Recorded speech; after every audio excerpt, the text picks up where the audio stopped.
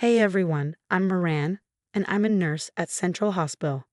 I'm sitting at this fancy dinner table, surrounded by my husband Jack's family.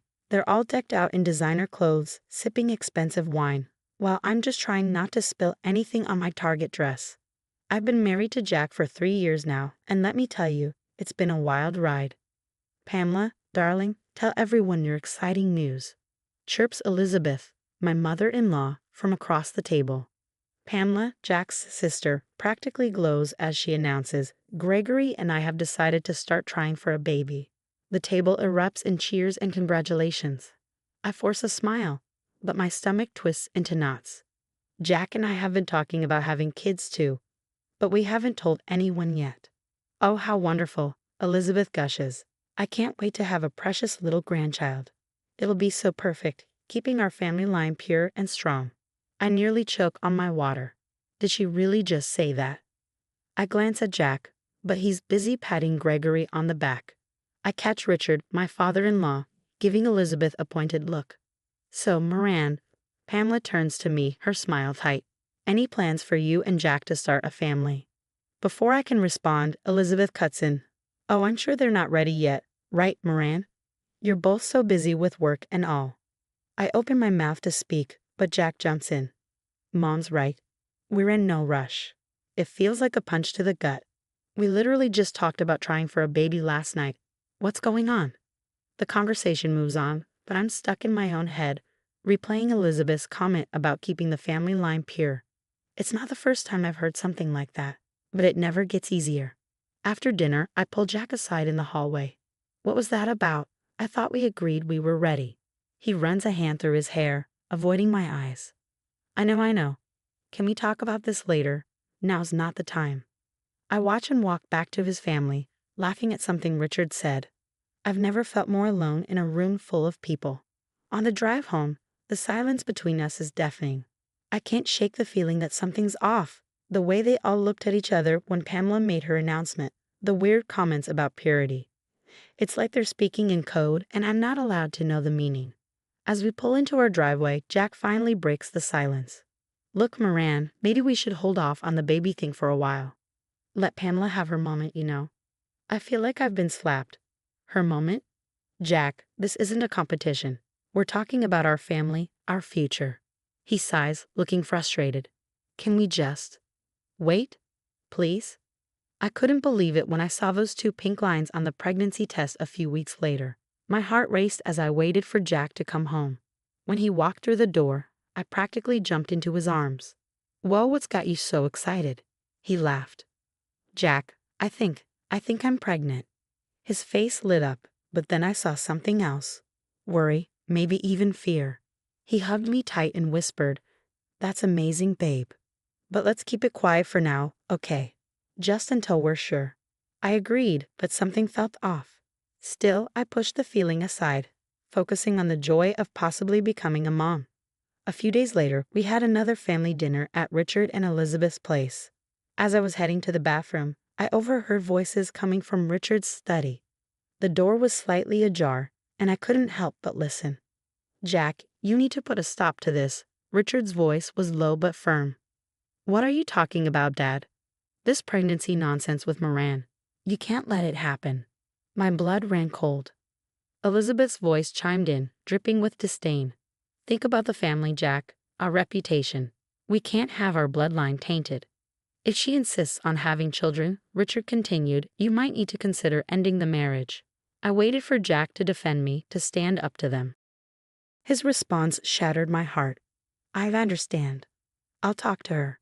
I stumbled back to the dining room, my mind reeling. When Jack returned, I cornered him in a hushed whisper. How could you agree with him? He looked startled. You heard that? Moran, it's not what you think. I was just trying to keep the peace. Keep the peace? By throwing away our dreams? Our family? Before Jack could respond, Pamela sauntered over, her expression smug.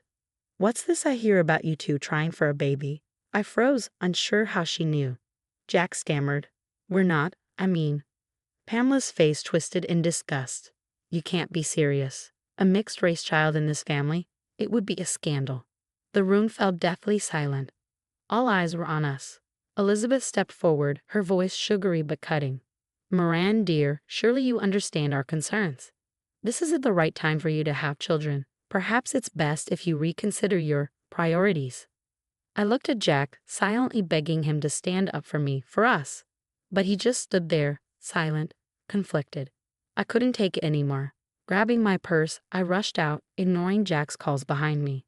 I drove straight to the hospital, tears blurring my vision. Dr. Aisha Roman, my colleague and friend, found me sobbing in the break room. She sat beside me, placing a comforting hand on my shoulder. "Moran, what happened?" Through sobs, I told her everything about the pregnancy, the conversation I'd overheard, Pamela's vile comment. Aisha listened, her face shifting from shock to anger. "That's absolutely unacceptable," she said firmly. "Moran, you can't let them treat you this way. You have every right to start a family with your husband." "But Jack, he didn't even defend me," I whispered, my voice trembling. Aisha squeezed my hand. "Then it's time you defended yourself. Stand up to them, Moran. Don't let them bully you out of your dreams."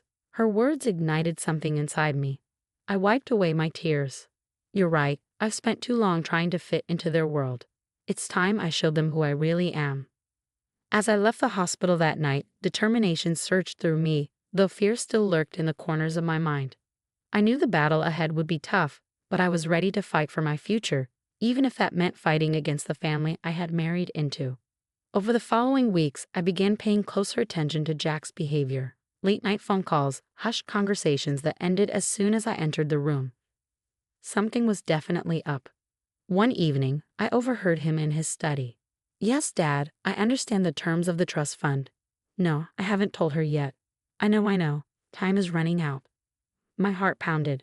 Trust fund? What was he talking about? The next day at the hospital, I confided in Michael, a colleague with access to administrative records. He offered to help me discreetly dig into whatever Jack was hiding. What we uncovered made me feel sick. Jack's family had set up a massive trust fund for him, one he could only access if he divorced me and married someone they approved of. They planned to disinherit him if we had a child together. "I can't believe this," I whispered, staring at the documents Michael had pulled up. "And there's more," Michael added grimly. He showed me records from Richard's real estate company revealing they'd been systematically denying rentals and sales to people of color for years. My heart sank. How deep did this go? But the surprises weren't over. A few days later, while working in the fertility clinic, I spotted a familiar face, Pamela. She was sneaking out of a consultation room, looking nervous. Curiosity got the better of me, and I checked the records. I was stunned. Pamela had been undergoing IVF treatments for months. She was struggling with fertility issues, but keeping it a secret from everyone. That night, I confronted Jack. "I know about the trust fund." His face went pale. "Moran, I can explain." "Explain what?" "How you've been lying to me. How your family is trying to bribe you into leaving me." "It's not like that," he said, his voice shaky. "I was trying to figure out a way to fix this." I cut him off. "And Pamela's fertility issues? Did you know about those too?" Jack looked genuinely surprised. "What? No, I had no idea." I sank onto the couch, suddenly exhausted. "Jack, what are we doing? This whole situation is so messed up." He sat beside me, reaching for my hand. Despite everything, I let him take it. "I'm so sorry, Moran. I've been a coward. I thought I could handle this on my own, protect you from it all. But I've only made things worse." I looked into his eyes, searching for the man I fell in love with. "We're supposed to be partners, Jack. You should have told me." He nodded, tears filling his eyes. "You're right. No more secrets. I'll tell you everything." As Jack started talking, I felt a mix of anger, betrayal, and a small glimmer of hope. Maybe, just maybe, we could find a way through this mess together. I spent days agonizing over what to do with everything I had uncovered. Finally, I decided it was time to take action. I called Dr. Roman and Michael, asking them to meet me at a coffee shop far from the hospital. "I have a plan," I told them, "but I'll need your help." We spent hours going over the details. Michael helped me compile a dossier on Richard's discriminatory housing practices, while Dr. Raymond offered to accompany me to the upcoming charity gala as moral support. The night before the gala, I anonymously tipped off Samantha Reeves, a respected investigative journalist, about Richard's company. My hands shook as I hit send on the email. As we moved through the crowded ballroom at the gala, I spotted Dr. Reman and Michael. They gave me subtle nods. Everything was in place. Suddenly, a hush fell over the room. People were huddled around their phones, whispering urgently. I caught snippets of conversation. Richard's company, discrimination, investigation. Richard rushed past us, his face ashen. Pamela grabbed his arm, looking panicked. "Daddy, what's going on?" That's when I stepped forward, my voice carrying across the now silent room. "I think it's time we all heard the truth, don't you?" All eyes turned to me as I took a deep breath and continued. The truth about the discriminatory practices in Richard's company. The truth about the trust fund set up to bribe Jack into leaving me. The truth about this family's racist attitudes and schemes. Gasps and murmurs rippled through the crowd. Elizabeth stepped forward, her face livid. "How dare you, you ungrateful." But I cut her off. "No, Elizabeth. I'm done being silent. I'm done trying to fit into a family that sees me as less than human because of the color of my skin." I turned to Jack, my heart pounding. "It's time to choose, Jack, your racist family or our future together." The room held its breath as Jack looked from me to his family, conflict clear on his face. Then, slowly, he moved to stand beside me. "I choose Moran," he said firmly. "I'm done with the lies, the manipulation, the bigotry. I love my wife, and I'm ashamed it took me this long to stand up for her."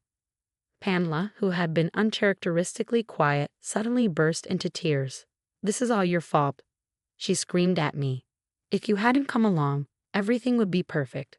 I'd be pregnant by now and—" She clapped her hand over her mouth, realizing what she'd said. The room erupted in chaos. In the days that followed, Richard's company faced a full investigation. Former friends and business associates distanced themselves from the family, their true nature now exposed. Jack and I decided to renew our vows, this time in a ceremony that truly represented us. As I stood there, surrounded by our diverse group of friends and colleagues, my hand resting on my slightly swollen belly, I felt a sense of peace. That's the end of my story. Now, I want to ask you, if you were in Jack's position, torn between racist family expectations and love, what would you do? How far would you go to stand up against injustice? Share your thoughts in the comments. If this story resonated with you, please like and subscribe for more thought-provoking content. Your support means everything.